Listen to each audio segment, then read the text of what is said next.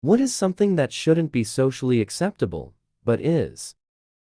I think it's more on the companies, honestly. Very few people just show up to work sick for the hell of it. Either they can't afford to stay home, work is so short-staffed they are pressured to work through it, or they are in an at-will state, where they could literally lose their job for taking too many sick days or being sick on an inconvenient day for the company. When I worked at Great Clips, I threw up in front of my coworker. It wasn't just like a little puke. My body kept forcing me to gag even after I had nothing left to throw up. I turned completely white, and they still tried to bully me into staying because they didn't want to close. I've been very congested and feeling awful, and have had to work every day this week. I'm 19 working in a restaurant, and I know that no one will cover the shift, so it'll be on me. I also know the manager has it out for me, so I'm basically trapped into going in and working, risking getting my coworkers or customers sick right around Christmas, which I can already tell you sucks enough. I was fine working through it. I just worry more about the people who will be affected. Customer always comes first, and getting them sick isn't good. As a chef, I would always tell my employees to stay home if they're sick. It's a pain in the ass to have to find a replacement, but I'd rather find one now than the next 10 over the course of a few weeks. Also, it was well known enough in my restaurants that people didn't pull the call in 5 minutes before shift starts. Most people would call in at least 2 hours before shift, and that's plenty of time normally to find a replacement. I was made to work with COVID in August. I've since been promoted to assistant manager, and today sent a chef home with COVID.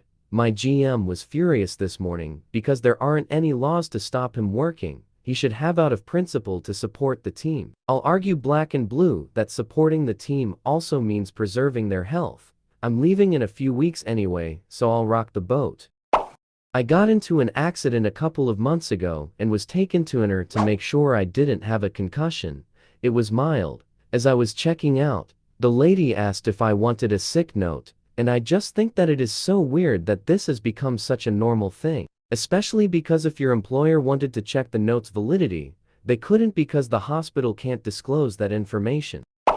Back in 2020 and 2021, I had a partner who worked at a mall whose policy was if you get COVID, you are not allowed to tell anyone under threat of being fired, and you're still expected to come into work, again under threat of being fired. Paraphrased. Obviously, this is extremely illegal. However, Wisconsin, where I lived at the time, is an at-will employment state, which means you can be fired at any time for literally no reason. So you'd have to prove that they fired you for speaking up about getting COVID. I know of 2 people who were fired for that reason, though I don't know if they ended up suing or what happened in the end though. Hopefully a happy ending, but I sincerely doubt it. My opinion on this as an American, they don't even care about the salaries. If you look at their net worths or how much they make in stock deals, they're making millions per year. I think I saw Lauren Boebert made like 20 mil last year. Joe Manchin gets a bunch of coal industry money he sails his yacht through, and Nancy Pelosi and Mitch McConnell have hundreds of millions of dollars. They only care about being in office for the power leverage to get more legal bribes from corporations that want their profits and interests above the interests of the constituents. They could give a rat's asses about the $175,000 salary and $40,000 yearly office furnishing stipend. Sorry I kinda went off, but I truly believe corporate capture of politicians is the plague keeping us from advancing and maintaining what humanity we have as a collective. Why the FAFT do the largest military defense contractors, pharmaceutical companies, insurance industry, etc.? Name any huge private business get to openly grease pockets. Then they try to distract us and dodge responsibility for acting on the economic or health interests in the actual voters. Another layer to the tea sandwich is that the big media players are owned by corporate conglomerates or funded by private billionaires that have the same goal of maintaining the status quo that got them and keeps them where they are. I just can't help myself but get pissed off by this. FAFT corporations and FAFT Weasley troglodytes that kiss their feet and sell us down the river. Merry fucking Christmas lol.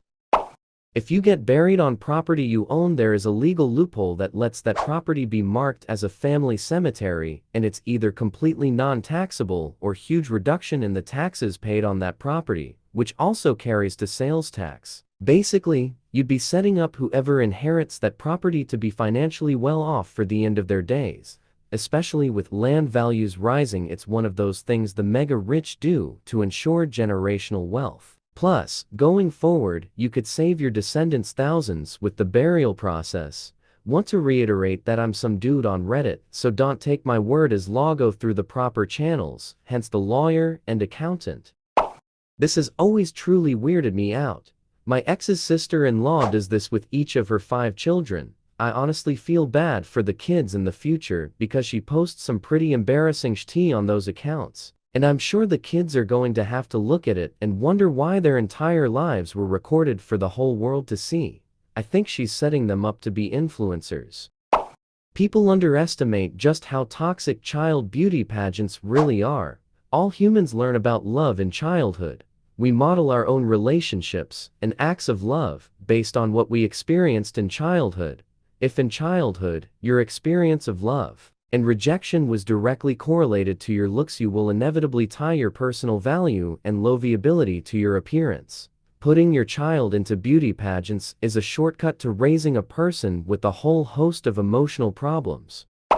There's usually a cash prize, and also your child then might get to go on to compete in more pageants to generate more money for you, eventually culminating in some nationwide pageant with a payday you could live well off of. In addition, talent agents are sometimes present at events, so in addition to trying to grab cash via wins, you can try to grab cash by shoving your kid into acting. The point is not for the kid to benefit, it's for you to make money off of them. And if that means giving your kid Red Bull and Mountain Dew and nothing else for breakfast in order to train endurance into them, a thing that Honey Boo Boo's mom did to her from the age of 4 onwards, in order to ensure energy and the ability to perform well while tired so as to ace pageants, then so be it. Maybe your kid will have a mental health crisis, maybe they'll develop binge eating disorder in order to cope, but you might get a show on TLC and get a few mil.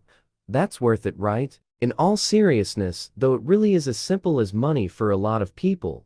Put the kid in a dress, teach the kid a routine, force them on stage from as young as 18 months, profit, repeat, until the costs of competing outweigh the profits, or you can no longer force the child to perform. Whether it's because the kid snapped and is no longer doing anything you say, or because your spouse refuses to let you force a child to run on liquid calories alone and dance for strangers regularly. My mom is a patient care technician, and to live comfortably and pay for nursing school, she works 50-70 hours a week and takes classes part-time.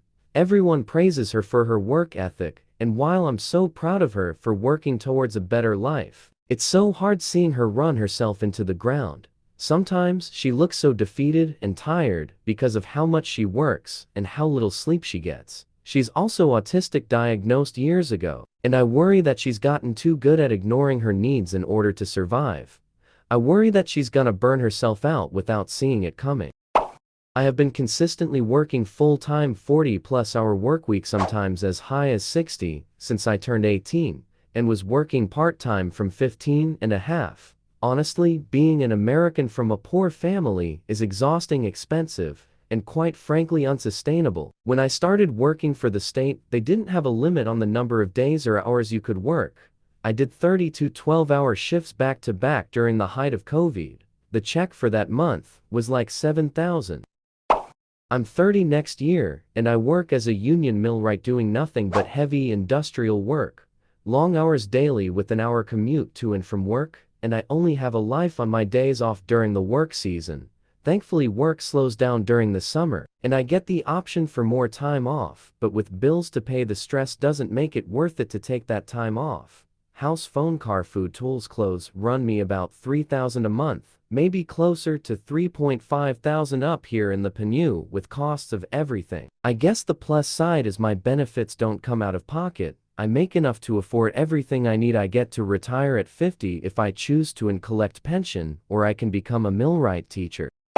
Alcoholism. I see it portrayed in media as a suave and sexy detective sipping a martini at 11 o'clock, when in reality, it can ruin lives, lose people their jobs and kids, and kill people's livers. Waking up at 7 in the morning and reaching your shaking, trembling hand toward the vodka bottle so you can get up, and douche tea is not a joke or worthy of a one-liner.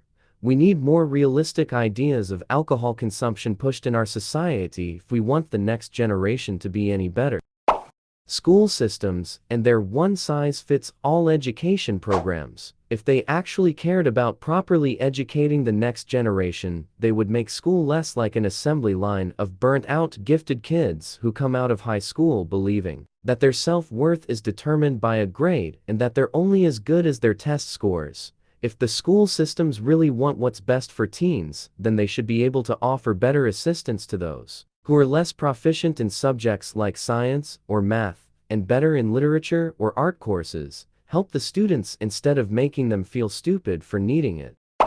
Doing absolutely batch T things to someone you claim to love, which really means feel possessive over, because they did something to make you jealous. They didn't make any of it happen. It was a choice to be malicious when you don't get what you want. Take responsibility and recognize that you don't own them. If they're not happy and seeking someone else, then let them fucking go. Why would you want someone who doesn't want you when you could go find someone who does? The entire toxic monogamy jealousy aspect of society just gets exhausting.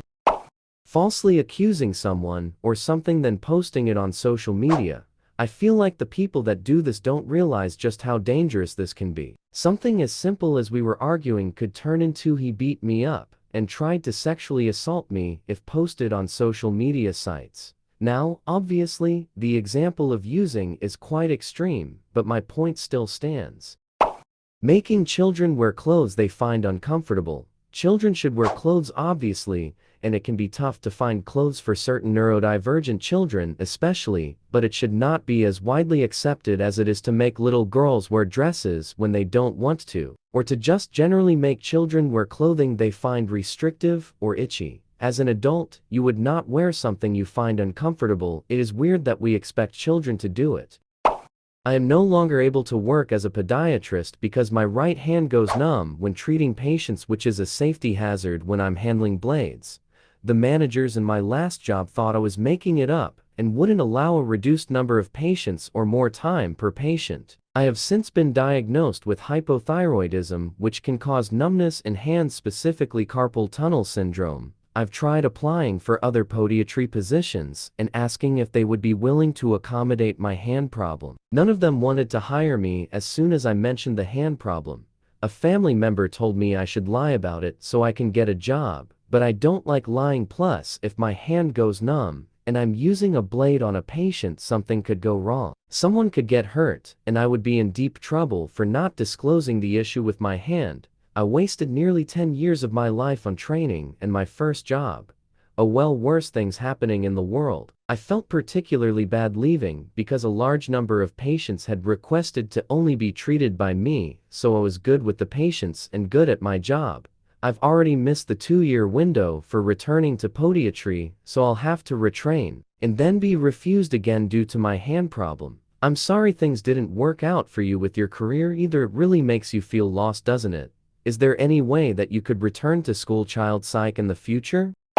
I got idiopathic epilepsy, meaning the cause for it is unknown, and I've as friends think I'm faking it because they've never seen anything happen to me. I respond with, I'm glad you haven't seen anything happen, because that means my medication is working, and I hope you never do seen something happen to me. I've been on medication for years, so I go long years without anything happening. A lot of people don't know anything about epilepsy, so I even had someone say to me that I made it up, to which I responded, it actually exists, Google it, you FCN dumbass. I know I'm gonna get some flack for this, but no, it comes from a level-headed view, and not in a hateful way. Body positivity for obese people, being a bit chunky and having love handles, is completely fine. But when you are morbidly obese, it becomes a severe health problem, and steps should be made to help them become healthier. Saying they have to be a bodybuilder or a swimsuit model, but at least have the ability to walk around a supermarket unaided. And enforcing the idea that that person doesn't have to change is what will kill them. You wouldn't encourage an alcoholic to fall off the wagon, so why is this any different? Cancel culture. I know some things are offensive, but if you don't like something, then just don't watch it. There is no need to faff up someone hard work or in some cases car, just because this someone is offensive to you. I don't like 99% of stuff on TikTok. And you don't hear me talking some shit about it. Yes, I think that many of the TikTok accounts will better be cancelled, but if someone is watching it, it's the personal thing. I watch some stuff many people doesn't like, so what? It's my thing and my right. But to cancel someone just because you don't like it. People think that we need to do what they want, and if you ask me, this cancel culture is too much, and this is one thing I am 100% against. And yes, if someone is a bad person, he doesn't need to be cancelled. There's police, judges, and prison for these people, and not you people with the gadgets doing petitions to cancel others. I would cancel someone only if that person did something against the policy, against the platform, and that happened more than few times. First will be warning, second will be like a third, maybe a month, and after that permanent. But the problem is that many are getting cancelled because of some stupid things. But this is just me and what I think about it. Abusing autistic children or disabled children in general. Make an autistic kid do 40 hours a week of intense therapy, constantly punish them, and make their whole life a learning opportunity. Isolate them, restrain them for hours, scream at them, put them on insane diets or unhealthy snake oil cures. Treat them all like idiots, bully them, use them as a scapegoat for anti-vax culture, and even electrocute them, and many people ignore or support it. But when the same happens with not autistic kids, people recognize it as extremely cruel and traumatizing.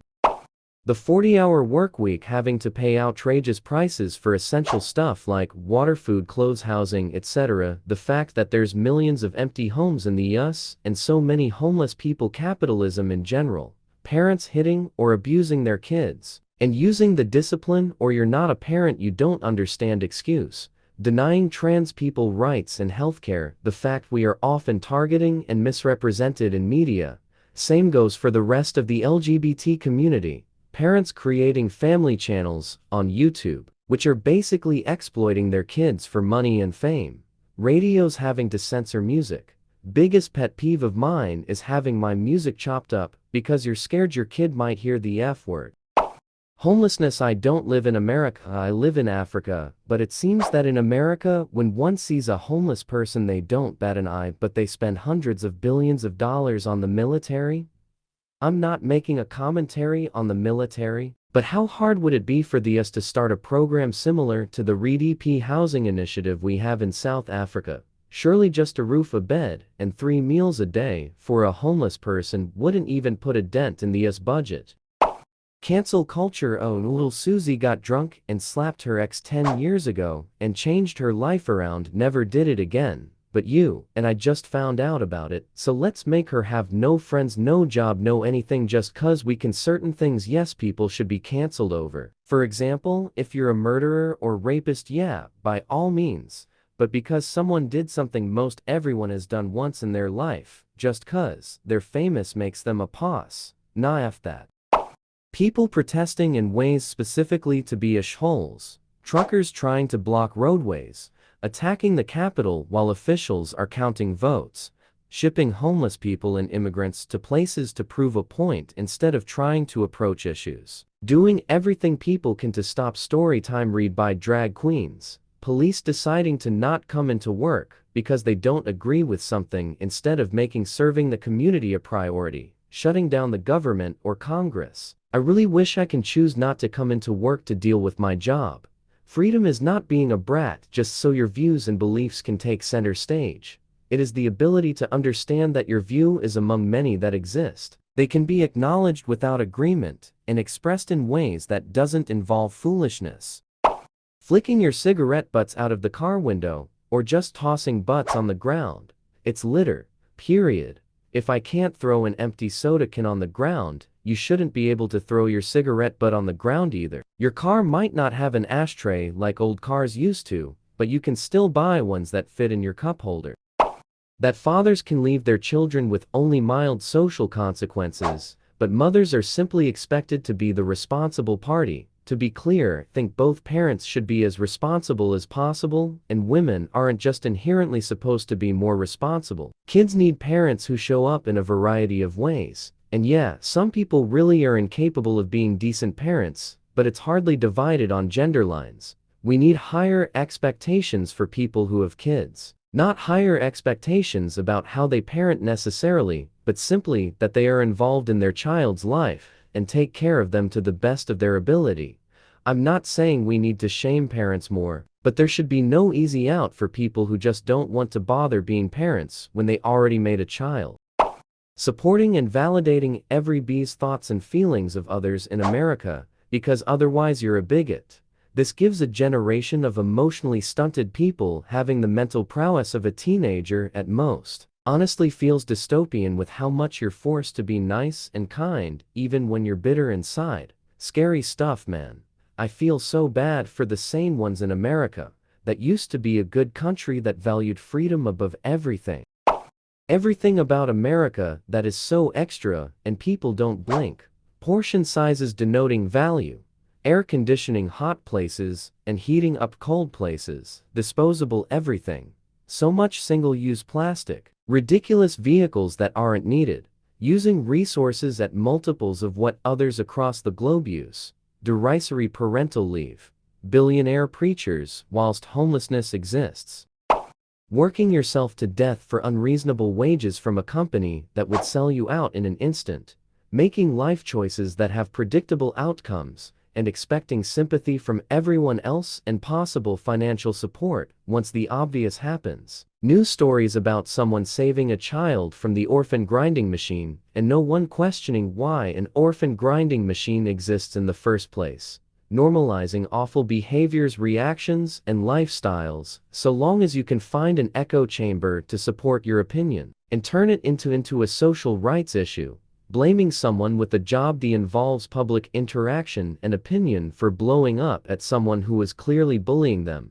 Unnecessary sexual content in media. Unnecessary violent content in media. Making a big deal about making a long-term change in society, and forgetting about it once you realize it's not instantly resolved with a change.org signature, while still acting like you're a critical proponent to social activism. Shitting on grown adults for lecturing kids with bad behaviors enabled by parents who are ambivalent to the world being wrecked by their little shti. Because they're offended you'd suggest letting their kid run around screaming in a public space is rude and dangerous. Binge drinking. It's one thing to have a couple when you're out with your buddies or it's a special occasion, but getting wasted every weekend is not only bad for your health, it can also lead to full-blown alcoholism. I could just be biased though, seeing as how addiction and alcoholism run in my family, and therefore, try to completely avoid alcohol except for special occasions. Although I guess I lucked out because I hate the taste and the way it makes me feel if I get anything more than slightly tipsy.